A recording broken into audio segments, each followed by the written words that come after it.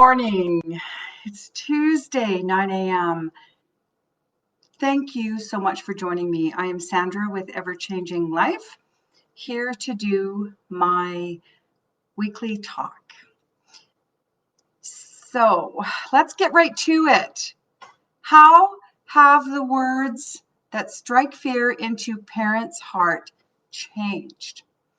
Now, I'm telling you this for a specific reason, and hang in for a second. I used to like January. I still like January because January is right after December, and December is the longest night of the year. And I like light. I like the sun. I like brightness. So our long days, our long nights are starting to bother me the more I age. So I really enjoy January because I can see the light coming back. I can see the days changing. Now, for those who live in countries where there isn't much disparity in the timing of your day and night, where I live, there is a huge shift. So we go from having 18-hour days to having 18-hour nights, basically. It's a big shift. So for me, January used to be a great month. It is no longer, which means I'm also going to date this broadcast because it's January 2021. And there have been things happening in January that don't excite me, I'm not excited about at all. January 2008 was when I asked my husband to leave. I had no idea where my life was going to go from there. It was scary. January 2019, my stepfather passed. January 2020, a really good friend passed, and I still really miss her. January 2021, this year, my daughter texted me and said words I never wanted to hear. Now, you'd think this was life and death, and I guess it could be. It's very emotional for me. My daughter texted and said, "Mom, just wanted to let you know I've tested positive for COVID." It used to be when your daughter came home and said, "Mom, I'm pregnant. Your teenage daughter is pregnant now. What do you do?" In the grand scheme of things, not that big of a deal. You have choices. There are all kinds of choices you can make. That's not the end of the world.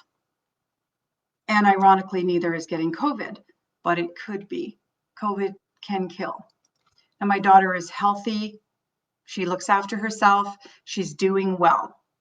She's had it for about 5 days now. She just texted this morning because I insisted she check in daily, and she's going to be fine, providing there are no side effects from the virus. But when I saw that text, just wanted to let you know I tested positive for COVID. My heart started to race. My adrenaline started to pump. I stopped thinking. It was terrifying to think that my baby had a virus that could kill her. And the most terrifying part of that is I live 3,000 kilometers away. I live on the other side of the continent. And flight is very difficult these days. I can't even get to her. I mean, I could get on a plane, and would they let me in the country? And even if I got there, would I be able to look after her? I can't even get to her. I can't get to my baby. Now, as I said, my baby's 35. She has a husband. She's being looked after. She is recovering nicely. But the fear it generated was real. And I had to stop and breathe and calm my body down. And how I did that was through tapping. No one gets to choose the thoughts that pop up in their head, but we do get to choose the thoughts we keep. And I did have to stop and recognize that she is an adult. She is married. She's going to be fine. And even if she's not, there is nothing I can do about it. So I'm going to show you how I calmed myself down so that if you're ever in that situation where your adrenaline is running rampant and there is nothing you can do about the situation, and this is how you can actually find out. So we're going to start at the top of the head. If you've never tapped before, don't worry about it. Just tap along with me. You will get benefit from it whether or not you are experienced in this. And as I am experienced, it took me far less time to calm down than it would take most. I was only freaked out for about an hour. But you don't have to stay that way. So we're going to tap on the top of your head. And we're going to tap through the fear. I am so freaked out. Eyebrow point. I can't believe this is happening. Side of the eye. I need to get to my daughter. Under the eye. My kid is in danger.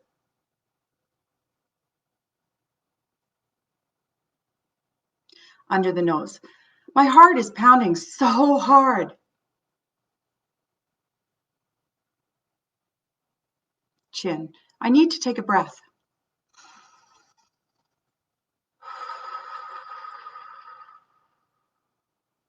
Collarbone. I don't know what I'm going to do.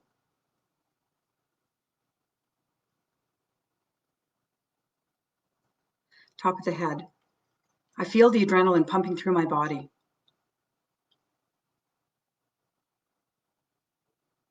Eyebrow.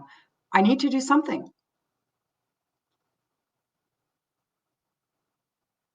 Side of the eye. Doesn't matter what it is.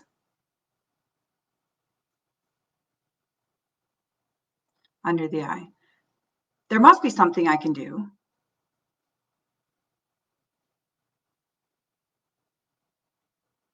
Under the nose. I need to get on a plane. Now feel free to insert your own words for your own sense of panic. This is my situation. But are they even going to let me go?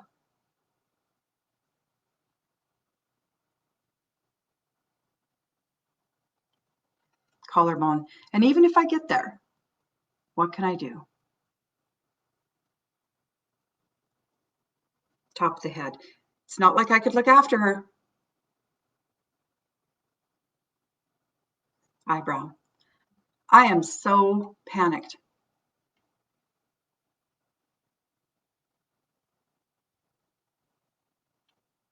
COVID sucks.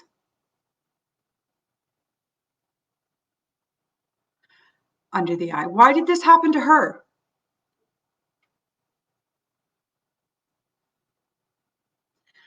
Under the nose. She's been so careful. Chin. This is ridiculous.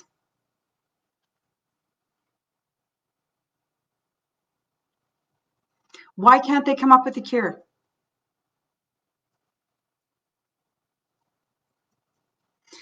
What are they waiting for?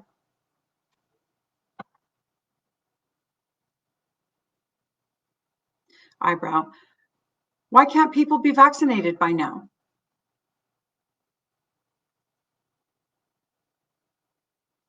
Side of the eye. I am so angry.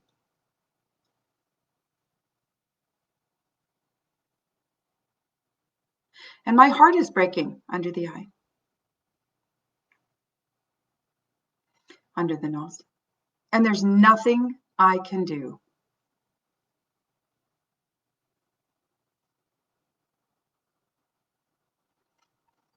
There's nothing I can do.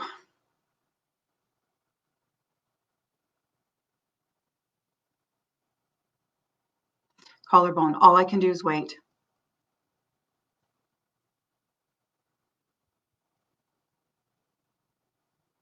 top of the head. All I can do is wait and see what happens.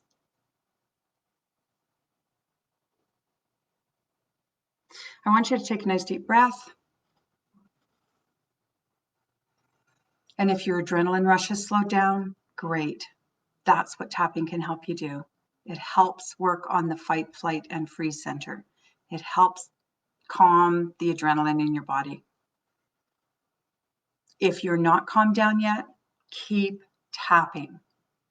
You will calm down. It helps to calm you down. You will calm down quicker than just letting it subside. So when you have no control over something, what can you do? Nothing. You can do nothing. But make sure that the situation is something you have no control over. There are lots of situations we actually do have control over. This happens to be a great example of one where I have no control. And in the notes, you'll see that I cited the worst thing you could ever hear from your kid was "Mom, I'm" or "We're pregnant," as a teenager, when it's something you didn't want. That's something you can have a semblance of control over. The situation is there and you now have to deal with it. There are some situations that there is nothing you have to deal with. There's nothing I can do. I can't go look after her. I can't go